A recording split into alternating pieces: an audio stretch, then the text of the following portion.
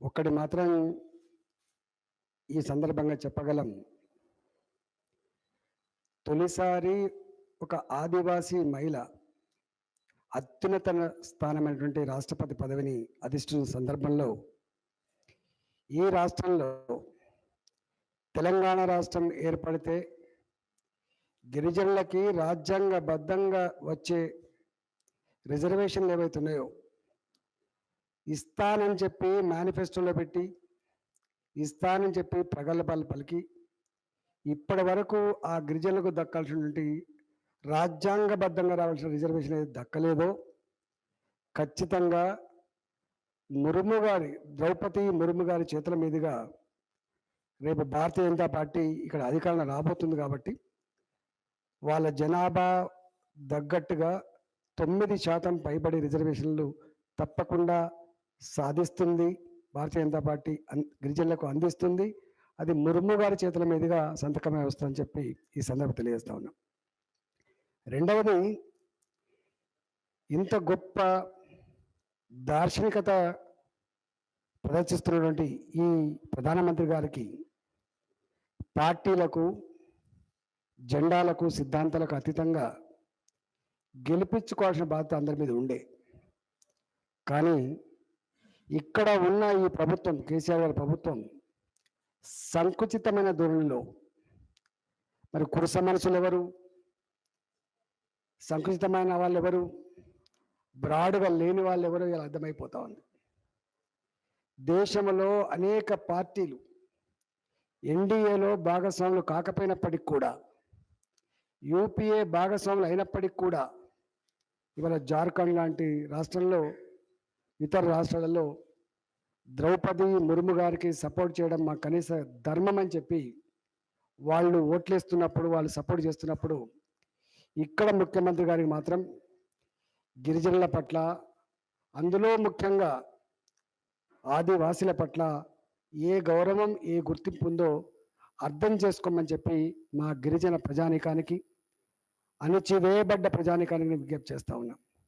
నేను మొన్ననే ప్రెస్ మీట్లు చెప్పిన, ఒకవైపేమో నరేంద్ర మోడీ గారి ప్రభుత్వం, నరేంద్ర మోడీ గారు ఆదివాసీల గురించి, గిరిజనుల గురించి, వాళ్లకు రాజ్యాధికారం వస్తేనే, వాళ్ళకు సముచిత ప్రాంతం ఉంటేనే ఇవాళ వాళ్ళ బతుకులు బాగుపడుతుందని భావించి పనిచేస్తూ ఉంటే, గిరిజనులు తాత, తండ్రి, కొడుకులు సాగు చేసుకుంటున్న భూముల్ని గుంజుకొని ఆ మహిళల మీద, పిల్లల మీద, గిరిజనుల మీద ఎంత దుర్మార్గాలు చేస్తూ ఉన్నారో ఫారెస్ట్ డిపార్ట్మెంట్ వాళ్ళు, పోలీసులు ఎంత దుర్మార్గం చేస్తూ ఉన్నారో అవన్నీ కూడా కన్నీళ్ళు పెట్టిస్తూ ఉన్నాయి, కదిలిస్తూ ఉంది సభ్య సమాజాన్ని.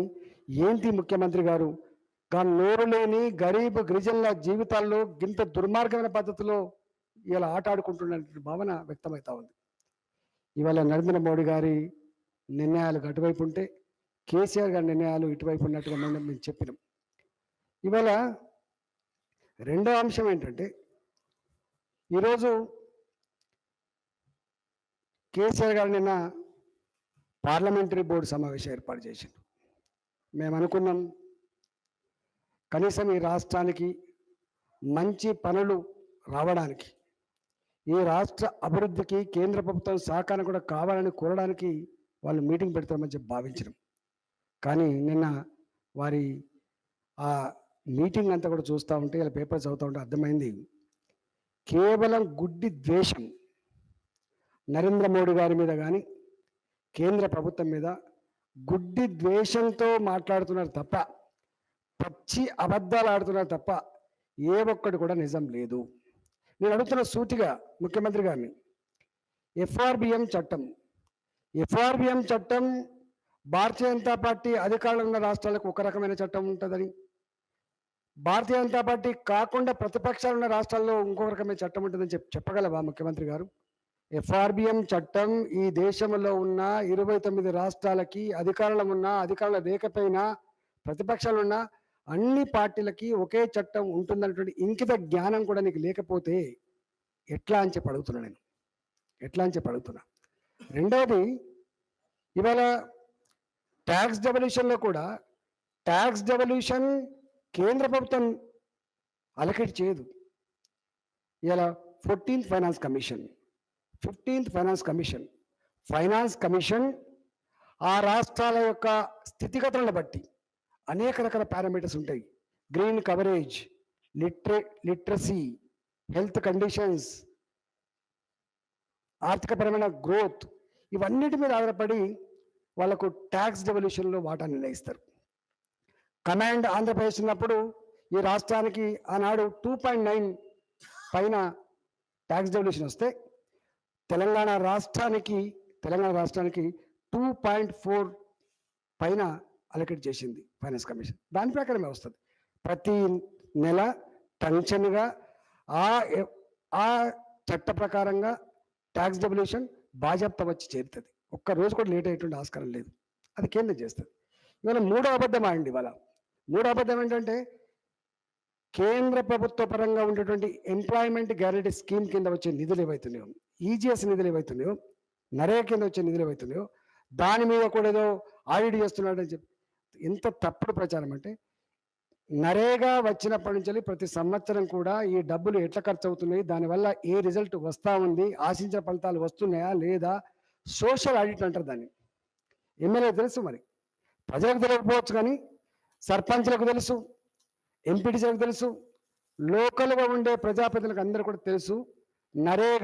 నరేగాలో ఖర్చు పెట్టబడ్డ ప్రతి పైసా సోషల్ ఆడిట్ జరగబోతుంది.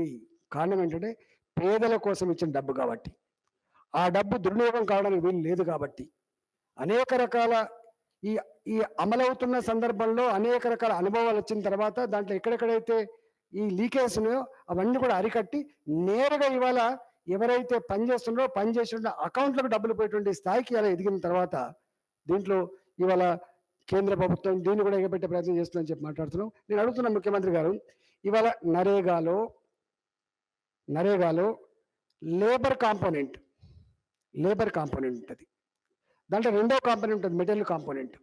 ఈ మెటీరియల్ కాంపోనెంట్లో నేను అడుగుతున్నా, ఇవాళ మీరు ఏ సోకులైతే గ్రామీణ ప్రాంతాల్లో చేసినామని చెప్పుకుంటున్నారో, గ్రామ పంచాయతీ బిల్లులు కావచ్చు, మహిళా సంఘ భవనాలు కావచ్చు, శ్మశాన వాటికలు కావచ్చు, ఇవాళ హరిత హారం కావచ్చు, ఇవన్నీ రైతు వేదికలు కావచ్చు, గ్రామీణ ప్రాంతాలలో ఇవాళ మీరు ప్రజలకు చూపిస్తున్న ప్రగతి అంతా కూడా నరేగాలో మెటీరియల్ కాంపోనెంట్ వల్ల వస్తున్న వాస్తవమా కాదా?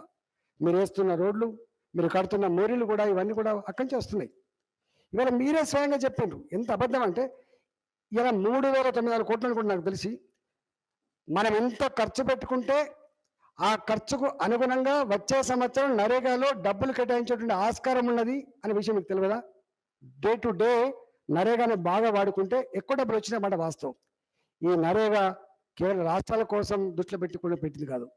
ఆ రాష్ట్రాలలో ఆ పేద పిల్లకు కనీస ఉపాధి కల్పించాలని, వాళ్ళ ఆకలి లేకుండా చూసే బాధ్యత కేంద్ర ప్రభుత్వం తీసుకొని కదా చట్టం చేసింది.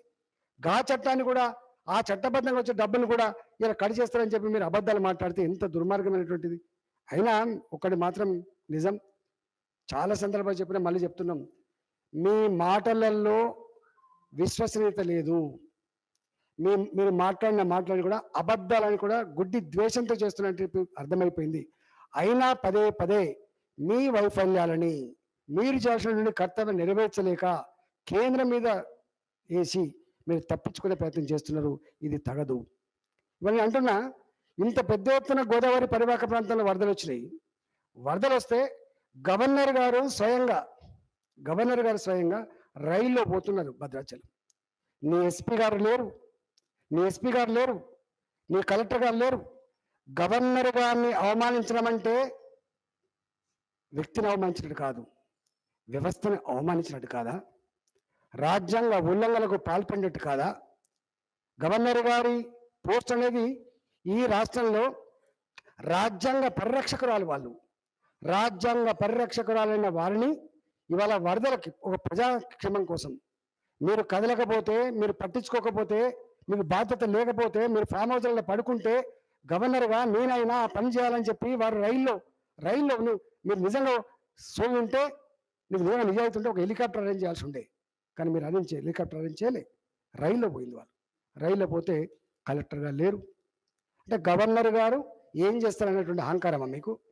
గవర్నర్ గారికి డబ్బులు నేరుగా ఇచ్చేలేదు అది అహంకారమా మీకు? మీ ఇట్లాంటి చర్యలు తెలంగాణ ప్రజానిక హృదయాల్లో గూడు కట్టుకొని ఉంటాయనే విషయం మీరు మర్చిపోకండి. మీరు బుకాయించే ప్రయత్నం చేస్తుండొచ్చు, మీరు గోల్మాల్ చేసే ప్రయత్నం చేస్తుండొచ్చు, కానీ నీ గోల్మాల్ మాటలు, నీ టకుటమార విద్యలు తెలంగాణ సమాజంలో ఎప్పుడో అర్థమైపోయినాయి. అందుకని నేను ఫస్ట్ రాజీనామా చేసినప్పుడు చెప్పిన నేను, health is lost, something is lost, wealth is lost, nothing is lost, but character is lost, everything is lost అని చెప్పిన. ఇవాళ ముఖ్యమంత్రి కేసీఆర్ కోల్పోయింది క్యారెక్టర్ కాబట్టి ఇవాళ వాళ్ళు ఏం చెప్పినా అడగదు. మేము కూడా భారతీయ జనతా పార్టీ రాష్ట్ర శాఖ నుంచి కేంద్ర ప్రభుత్వాన్ని కోరినాం. మేము కేంద్ర మంత్రులు వాళ్ళు మీకు రాష్ట్రపతి ఎన్నికల్లో బిజీగా ఉండొచ్చు కాక, కానీ ఇది ఒక దారుణమైన విపత్తు కాబట్టి, కనీవినీయమైన విపత్తు కాబట్టి వేల గ్రామాలు, లక్షల ఎకరాల భూములలో పంట కోల్పోయి, లక్షల ఎకరాల భూములు ఇసుక మేటలు పెట్టబడి, వేలాది ఎకరాల భూములు కోతకు గురై రైతులు అల్లాడుతున్న సందర్భం కాబట్టి కేంద్ర ప్రభుత్వం కూడా మంత్రులను పంపించి వరద పరిస్థితి మీద సమీక్షించి తప్పకుండా న్యాయం చేయాలని చెప్పి భారతీయ జనతా పార్టీ ముగ్గురు శాసనసభ్యులుగా మేము వారికి చెప్పడం జరిగింది. భారతీయ జనతా పార్టీ రాష్ట్ర శాఖ కూడా ఆ నివేదిక ఇవ్వడం జరిగింది. తప్పకుండా కేంద్ర ప్రభుత్వం ఆదుకుంటుందని, ప్రజల్ని తప్పకుండా కొంత ఇక్కడ ఉన్నటువంటి వాతావరణం గమనించి నిర్ణయం తీసుకుంటుందని చెప్పి మేము ఆశిస్తా ఉన్నాం. నేను ఒకటే, ఇవాళ ఇప్పుడిప్పుడే కొంచెం గోదావరి తగ్గుముఖం పట్టినట్టుగా తెలుస్తూ ఉంది కాబట్టి ముగ్గురు శాసనసభ్యులను కూడా తప్పకుండా ఎక్కడైతే ఎక్కువ ఎఫెక్ట్ ఉన్న ప్రాంతాల్లో ఆ ప్రాంతాలలో ఖచ్చితంగా పర్యటిస్తాం. ఎందుకంటే ఇవాటి వరకు కూడా ఇంకా మునిగిపోయిన గ్రామాలు మనం పోలేని పరిస్థితులు ఉన్నాం కాబట్టి వెయిట్ చేస్తూ ఉన్నాం, వాచ్ చేస్తూ ఉన్నాం. ఇవాళ కొంచెం తగ్గుముఖం పడితే వాళ్ళేమో హెలికాప్టర్ల మీద పోయి చూసి రావచ్చు, కానీ మేము నేరుగా ముంపుకు గురైనటువంటి గ్రామాలు కావచ్చు, ఇళ్ళకు కావచ్చు, ప్రజలను పోయి మేము ధైర్యాన్ని ఇవ్వాల్సిన సందర్భం కాబట్టి, మా చేతుల సాయం చేయాల్సిన సందర్భం కాబట్టి ఖచ్చితంగా ముగ్గురు ఎమ్మెల్యేలను కూడా ఆ వరద ప్రాంతాలను పర్యటిస్తామని చెప్పి ఈ సందర్భంగా తెలియజేస్తూ, ఇవాళ ఈ FRBM చట్టాల గురించి, లోన్స్ గురించి కట్ చేసిన చెప్తున్నాం. లోన్స్ గురించి ఎవరు కట్ చేయరు. మనకు దాని మీద మొత్తం డీటెయిల్గా ఒక పెద్ద సబ్జెక్ట్ కాబట్టి FRBM అంటే ఏంది, రుణాలు అంటే ఏంది, గ్యారంటీస్ అంటే ఏంది, గ్యారంటీ మీద తీసుకునే రుణాలు అంటే ఏంది, వారు చెప్తున్న 20 రాష్ట్రాల కంటే కూడా నా రాష్ట్రం తక్కువ అప్పులలో ఉందని చెప్తున్నాడు. 74,000 కోట్ల రూపాయల అప్పున్న ఈ రాష్ట్రం 4,55,000 కోట్లకు అప్పు చెందిందని చెప్పి నేను లెక్కలతో సహా చెప్పిన, ఇంక్లూడింగ్ గ్యారంటీస్. ఇవాళ ప్రభుత్వం బాకీ పడ్డ డబ్బులతో కలిపితే 5 లక్షల రూపాయలు అని చెప్పిన. 5 లక్షల కోట్ల రూపాయలు, 5 లక్షల కోట్ల రూపాయలు అప్పు ఉందని చెప్పినాం.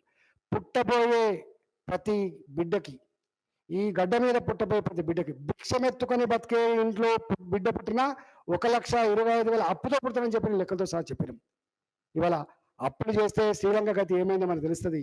అప్పులు చేయడం గొప్పతనం కాదు, అప్పులు కట్టగలిగే స్థితిలో మనం ఉండాల్సిన దగ్గర ఉన్నది. ఇవాళ నాకు తెలిసి 60,000 పైచిలకు ఫర్ యానం ఇంట్రెస్ట్ ప్లస్ అసలు కట్టే పరిస్థితి చేరుకున్నట్టున్నది. మేము ఉన్నప్పుడు 52,000 కోట్లు, 54,000 కోట్ల రూపాయలు ఉండే ఫర్ యానం చెల్లించేది. ఇవాళ నాకు తెలిసి అప్పు పెరిగింది కాబట్టి 60,000 కోట్ల పైచిలకు ఇవాళ అసలు ప్లస్ వడ్డీ చెల్లిస్తున్నట్టు కనపడతా ఉంది. అంటే వచ్చే ఆదాయంలో 1/3 ఖర్చు పెట్టే డబ్బులో 1/3 కంటే ఎక్కువ కేవలం అప్పు కోసం పోతున్న విషయం మర్చిపోకండి. మనకు నాన్న ఉంటుంది, అప్పు చేసి పప్పు కూడు తినద్దు అంటారు. అప్పు చేసి పప్పు కూడు తింటే శ్రీలంకకి ఏమైందో రేపు ఇక్కడ కూడా ఆస్కారం ఉంటుంది. కాబట్టి బాధ్యత ఉండాలి. అధికారం ఉందని నీకు ఓట్లేసి ముఖ్యమంత్రి చర్యలు కూర్చోబెట్టినని చెప్పి తాత జాగీర్లాగా ఏది పదాలు చేసే హక్కు నీకు లేదు. రాజ్యాంగ బద్ధంగా నడుచుకోవాలి తప్ప, నీ డ్యూటీస్ని సక్రమంగా డిశ్చార్జ్ చేయాలి తప్ప దానికి భిన్నమైన పద్ధతిలో పోతే ఇవాళ దాన్ని ఎవరు అలౌ చేయరు. దాన్ని అర్థం చేసుకోండి చెప్పి కోరుతూ తప్పకుండా ఆ విషయం మీద త్వరలోనే మాట్లాడతామని చెప్తూ కోరుతా ఉన్నా. ఇవాళ మా ఎమ్మెల్యేలు కోరినట్టుగా మరొకసారి విజ్ఞప్తి చేస్తున్నా, 75 సంవత్సరాల చరిత్రలో ఒక ఆదివాసీ మహిళ ఆడబిడ్డ ఈ దేశానికి రాష్ట్రపతి కాబోతా ఉంది. ఆత్మ గుండెల మీద చేసుకొని ఇవాళ అలాంటి బిడ్డని మనం సపోర్ట్ చేయాల్సిన అక్కర ఉందా లేదా? ఆత్మ ప్రబోధానుసారం మనం ఓట్లు వేసుకోవాల్సిన అక్కర ఉంది. ఇవాళ ఇంత బాధ్యత కలిగిన మనం బానిసలం కాదు, కట్టు బానిసలం అంత కూడా కాదు. కాబట్టి బాధ్యతాయుతంగా వివరించాలని చెప్పి కోరుతున్నా. 100% రేపు ఎన్డీఏ తరఫున ప్రధానమంత్రి మోడీ గారు ఇలా సూచించినటువంటి భారతీయ జనతా పార్టీ పెట్టినటువంటి ద్రౌపది ముర్ము గారు గొప్ప మెజారిటీతో గెలవబోతున్నారు. ఇది 22వ తారీఖు అనుకుంటే నాకు తెలిసి 21st నాడు తేలిపోతుంది. ఇవాళ వారికి అడ్వాన్స్గా మా తరఫున శుభాకాంక్షలు.